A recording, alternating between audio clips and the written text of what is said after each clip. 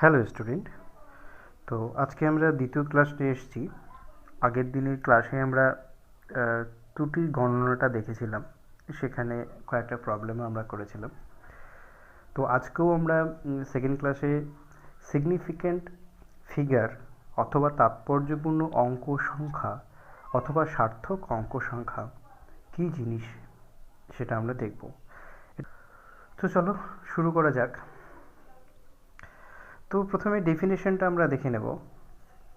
দেখো ডেফিনেশনটা কি দিয়েছে, যে ধরো এরকম যে কোনো পাঠ বা ভৌত রাশির মান যে অঙ্কগুলো দিয়ে গঠিত সংখ্যাগুলো, সেগুলির শেষ অঙ্কটি বাদ দিয়ে বাকি অঙ্কগুলি যদি নিশ্চিতভাবে নির্ণয় করা সম্ভব হয়, তবে ওই পাঠটি বা মানটি যত সংখ্যক অঙ্ক দিয়ে গঠিত সেটি তাৎপর্যপূর্ণ অঙ্ক সংখ্যা বলা হয়। বিষয়টা পড়ে ঠিক পরিষ্কার মনে হলো না, বুঝলাম। আচ্ছা, এইটা যেটা বলেছে সেটা যদি ধরো আমি এরকম একটা সংখ্যা লিখি, ধরো আমি এরকম 277 একটা দশমিক দিলাম, দিয়ে একটা ধরো এরকম আমি শূন্য দিলাম, এরকম আমি একটা দিলাম। দেখো এখানে কিন্তু এই যে যেটা দেখলে, যেমন এখানে এগুলোকে অঙ্ক বলে, 2 একটা অঙ্ক, 7 একটা অঙ্ক, আবার 7 একটা অঙ্ক, এটা দশমিক তারপরে শূন্য। তো এখানে কিন্তু তাৎপর্যপূর্ণ অঙ্ক সংখ্যা কটা আছে গুণি, দেখো 1 2 3 4, এখানে তাৎপর্যপূর্ণ অঙ্ক সংখ্যা কিন্তু 4টেই রয়েছে। আচ্ছা, কেন এখানে মানে দশমিক পরের শূন্যটাকেও কাউন্ট করলাম, মানে এইগুলো কতগুলো রুলস রয়েছে, গণনা রয়েছে, সেগুলো যখন আমরা দেখব তাহলেই বুঝতে পারবো। আচ্ছা, এবার আমরা সেই রুলসগুলো একটা একটা করে। আচ্ছা, তাৎপর্যপূর্ণ অঙ্ক সংখ্যা গণনা করার সময় নিম্নলিখিত বিষয়গুলি মনে রাখা প্রয়োজন। তো সে দেখো প্রথম যে বিষয়টা 1 নাম্বার, সেটা হচ্ছে যে অঙ্কগুলি শূন্য নয় সেগুলি সব তাৎপর্যপূর্ণ।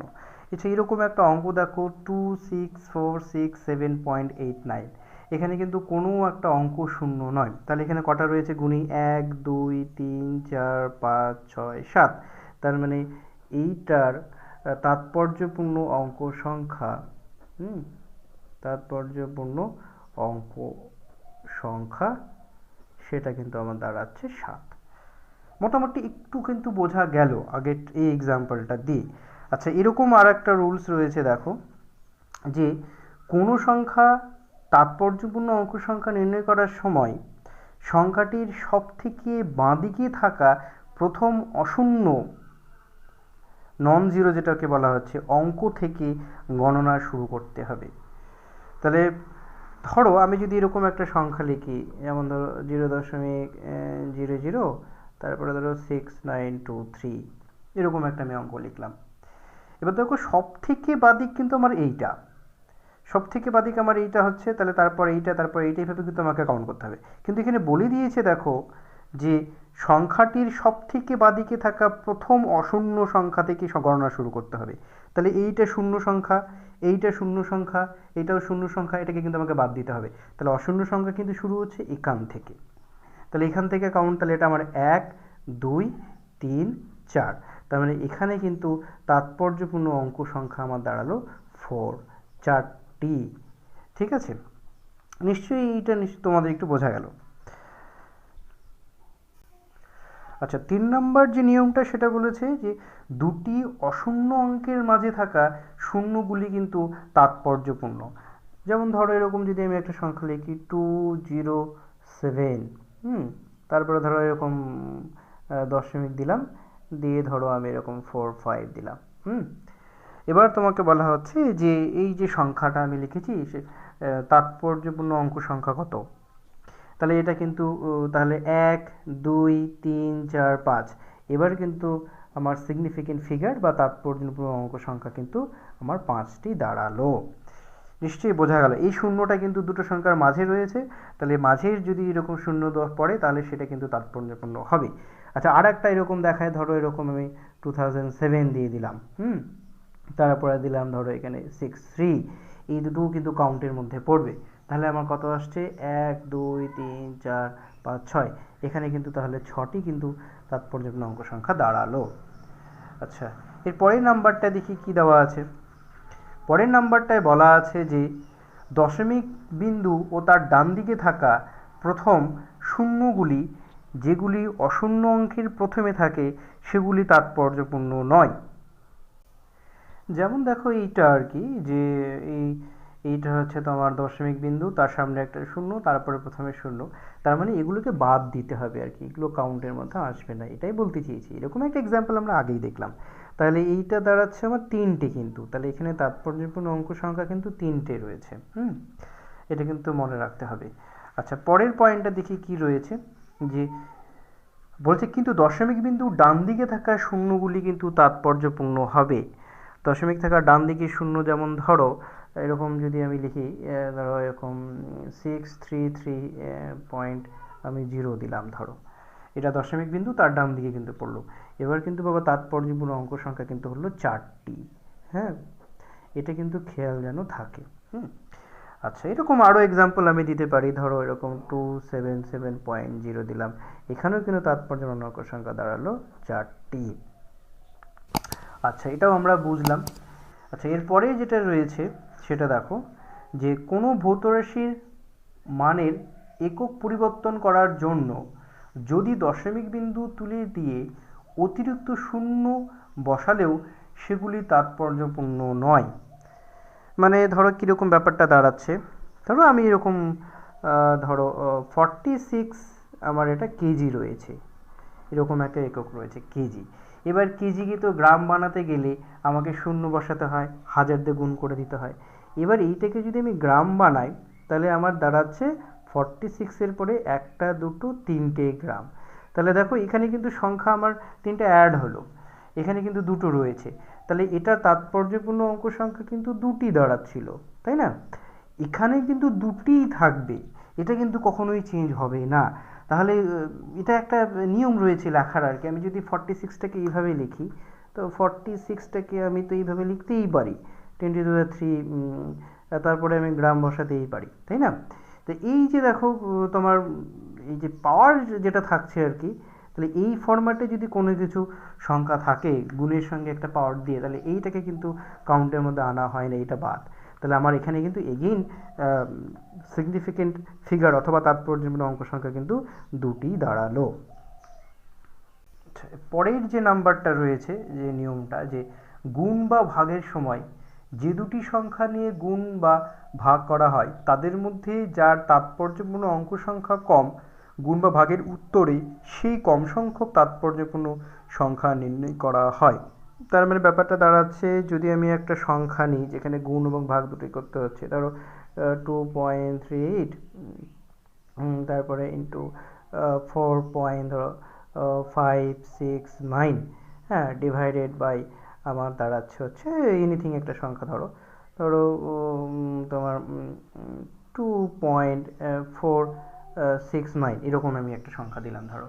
হ্যাঁ, এই যে সংখ্যাটা আমি লিখলাম, এটাকে যদি আমি ক্যালকুলেশন করি আর কি, ফাইনাল যে রেজাল্টটা আসবে তার কিন্তু রেজাল্টের মধ্যে আমার কম সংখ্যক সংখ্যাটা কিন্তু আমার দাঁড়াচ্ছে এই যে 2.38। তার মানে এখানে তাৎপর্যপূর্ণ অঙ্ক সংখ্যা কিন্তু 1, 2, 3 রয়েছে। তাহলে আমার ফাইনাল রেজাল্টটা যাই আসুক না কেন, সেটার কিন্তু ক্যালকুলেশন করার পর আমাকে কিন্তু লাস্ট যে দুটো ডিজিট থাকছে, সেই মানে 2.38 তিনটে সংখ্যা থাকছে, এখানে কিন্তু ফাইনালে কিন্তু 2.38, অর্থাৎ এই যে 3টে সার্থকপূর্ণ অঙ্ক সংখ্যা থাকছে সেরকম কিন্তু বসাতে হবে। অর্থাৎ এই যে আমার গুণ করে যেটা এসছে সেটা এইটা। এবার এখানে কিন্তু তাহলে আমার ফাইনাল যে সংখ্যাটা হওয়া উচিত সেটা কিন্তু এরকম হওয়া উচিত, তাই না? মানে আমার এটা সব থেকে কম সংখ্যক তাৎপর্যপূর্ণ সংখ্যা, এখানে ছিল 3টি, এখানে ছিল 1, 2, 3, 4, এখানে 4টি ছিল, এখানে 1, 2, 3, 4, এখানেও 4টি ছিল। তাহলে উত্তরে কিন্তু যেটা কম থাকবে সেটা হওয়া উচিত ছিল, তাহলে এখানে কিন্তু 3টি আসলো। এটাই সেই নিয়মটা বলছিল। এর পরের যে নিয়মটা আর কি বলেছে, দেখো, তাৎপর্যপূর্ণ অঙ্ক সংখ্যায় লেখা কোনো সংখ্যার শেষ অঙ্কটিকে অনিশ্চিত অঙ্ক বলা হয়।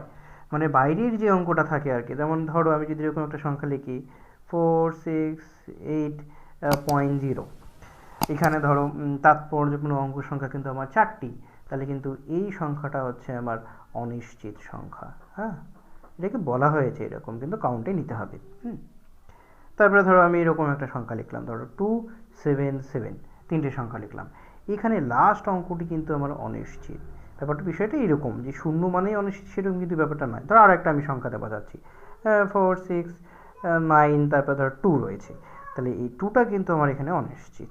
তো বিষয়টা এরকম, এটা হচ্ছে অনিশ্চিত অঙ্ক, এটাই আমার অনিশ্চিত অঙ্ক। ঠিক আছে, মানে শেষ অঙ্কটাকে অনিশ্চিত অঙ্ক বলছি। এই হচ্ছে বিষয়। এবার দেখো মোটামুটি নিয়মগুলো আমরা জেনে নিয়েছি।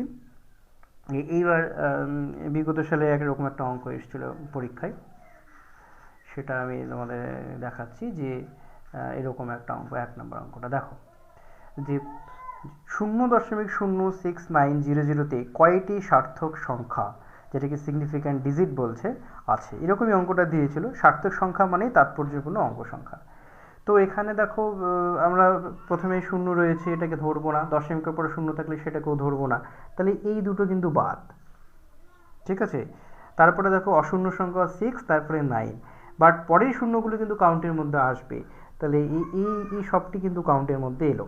তাহলে এখানে কটা রয়েছে, এখানে 4টে রয়েছে, তাহলে উত্তর হচ্ছে 4টি। এটা এমসিকিউতে থাকতে পারে, মানে অনেকগুলো অপশন থাকবে, তার মধ্যে তোমার যেটা হচ্ছে সেটা। আচ্ছা, এরকম একটা নমুনা সংসদ নমুনা একটা কোশ্চেন দেখো আছে যে অ্যাভোগাড্রো সংখ্যার মান আমরা প্রত্যেকেই জানি এইটা 6.022 and 10^23। তো প্রশ্ন হচ্ছে যে এখানে কটি সার্থক অঙ্ক সংখ্যা আছে। এখানে দেখো কিন্তু এই দশমিকের 022 পরে কিন্তু এই যে দেখো বাবা পাওয়ার বেড়ে গেছে, তাই না, 10^23। আমি এক্ষুনি একটা এক্সাম্পল যখন আমি দেখাচ্ছিলাম তখন বলেছিলাম যে এই পাওয়ার যেটা থাকবে সেটাকে কিন্তু সার্থক অঙ্ক সংখ্যার মধ্যে কাউন্টে আনা যাবে না। তাহলে কি দাঁড়াচ্ছে, এটা যদি কাউন্ট আমাকে বাদ দিতে হয়, তাহলে এটা কাউন্ট বাদ দিলে আমার পড়ে থাকছে এইটা। তাহলে এখানে কটা থাকছে না, এখানে রয়েছে 1, এই শূন্যটা কিন্তু মাঝখানে রয়েছে, তাহলে কাউন্ট আসবে, তাহলে 2 3 4, তাহলে এখানে কিন্তু আমার 4টি সার্থক অঙ্ক দাঁড়ালো। তো এই ছিল মোটামুটি সিগনিফিক্যান্ট ফিগারের ছোট ছোট ডিসকাশন। তো এরপরে আর একদিন আমি এররের একটা ক্লাস নেব, সেই ক্লাস নেওয়ার পর মোটামুটি যত ধরনের কোশ্চেন সম্ভাবনা রয়েছে সেগুলো শেষ করে দিয়ে তোমাদের আমি সেকেন্ড চ্যাপ্টারে চলে যাব।